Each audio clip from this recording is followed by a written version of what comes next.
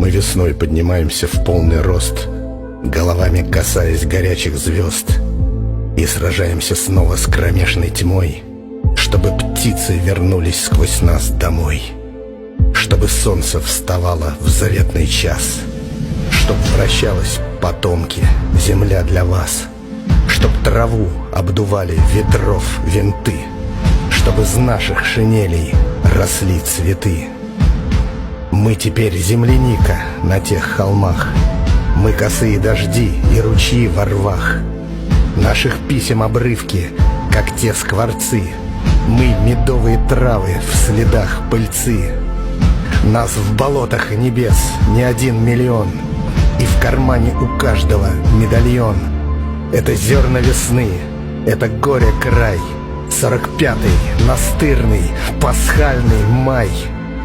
Вася, Паша, Сережа, Егор, Рашид, среднерусской равниной пейзаж расшит, нами в землю упавшими на бегу, в небеса мы завернуты, как в фольгу. Только вот что, не плачьте теперь о нас, это мы поминаем вас в горький час. Это вам разбираться, где мир, где меч. Это вам теперь память о нас беречь.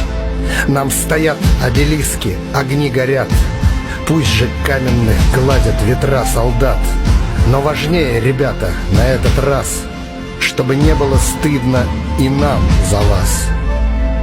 Вам труднее, потомки, в засаде дней. Наша битва с врагами была честней. Мы закрасили кровью колосья ржи, а на вас проливаются реки лжи.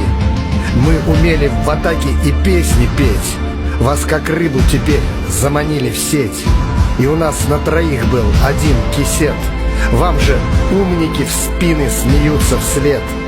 Нам в советской шинели являлся Бог, наши братские кладбища, как упрек.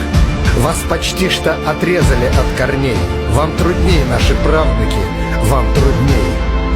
Мы носили за пазухой красный флаг, был у нас Талалихин, Чуйков, Ковпак, и таких миллион еще сыновей. Вам труднее, прекрасные, вам трудней.